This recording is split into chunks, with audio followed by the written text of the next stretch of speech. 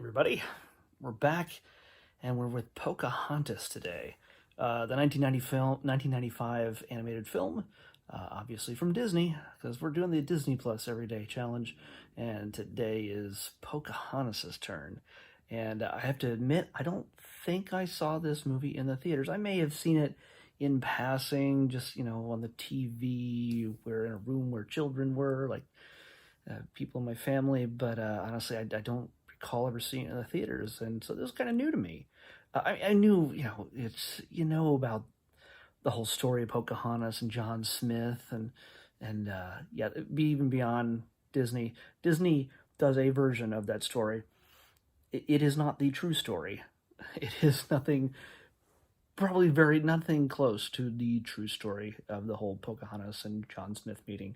If you want something that is not real, and you think it might be entertaining to see a gorgeously animated Pocahontas, seriously, they they take every shot they can of her just to look like a freaking goddess. Um, it's every single time they put her on screen, facing John Smith the first time, through the mists and her hair flowing, and it's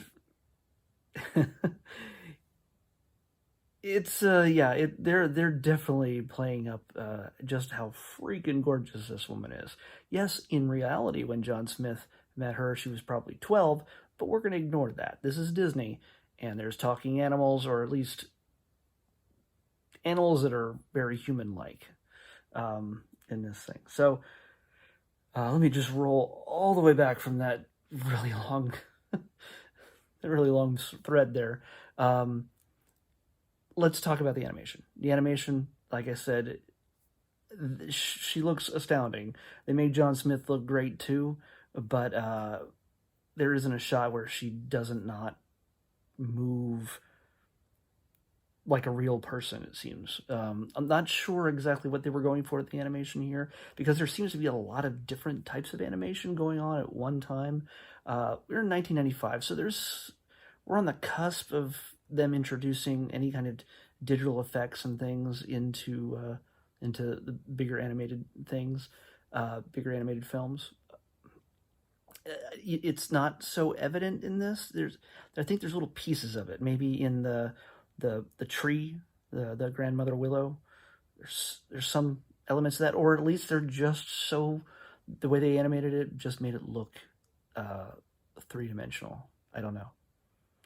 The animals are animated in a completely different way than the people, and even the Englishmen coming over to America look animated completely different, it feels like anyway to me, than the Native Americans. The Native Americans have just a certain quality to them that the white people invading, being all imperialistic, are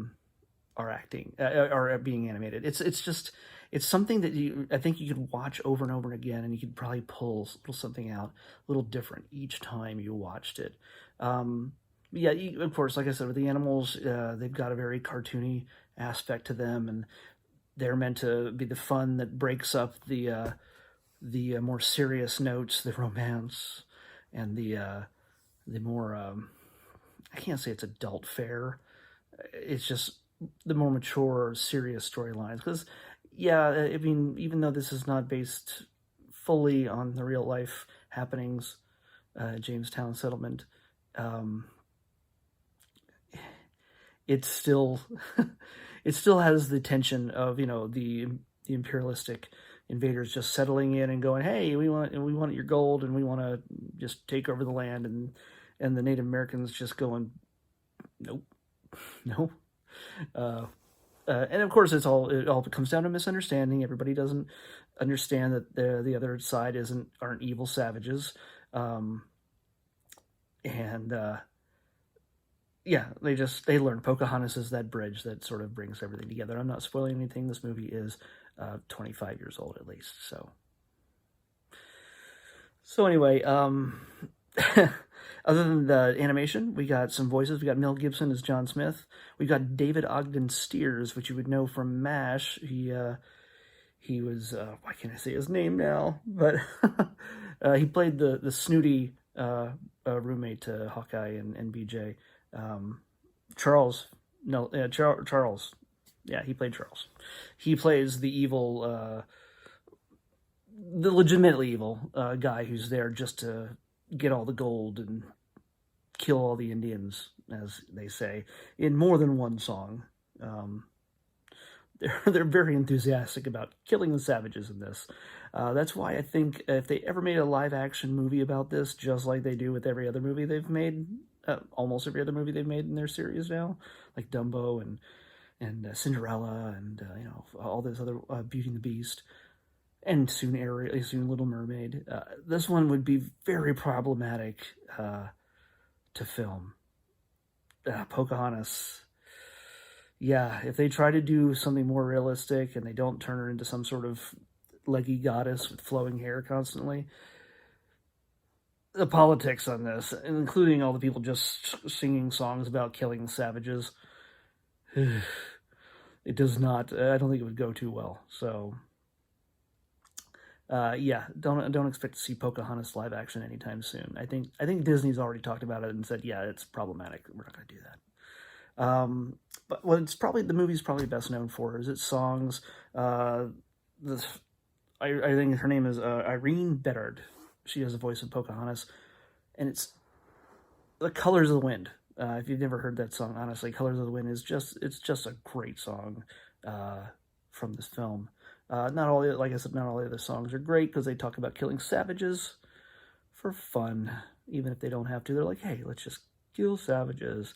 I'm not going to sing any of the songs. I don't want to do that. I don't want to punish you like that.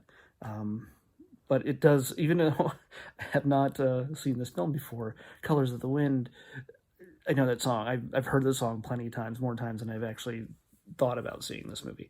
And it's the kind of thing, it's the big vocal blowout kind of song that makes you want to start singing along with it, especially if you're like in the car. I'm sure there's more than a few out there who've actually sung this song at the top of your lungs in the car and gotten some stares.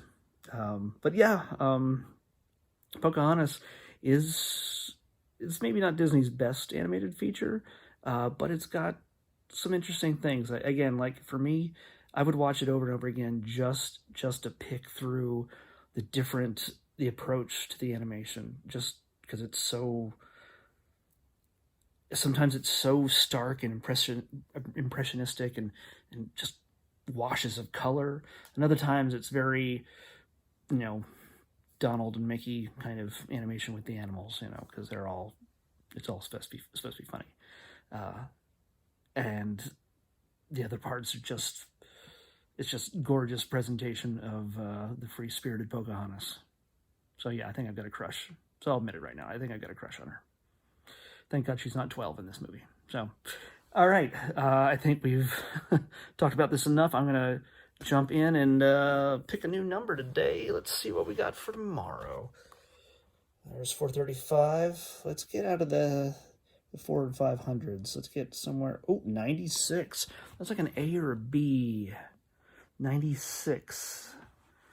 A or B. I'm betting 96. Oh, I don't know what this is. It's another movie.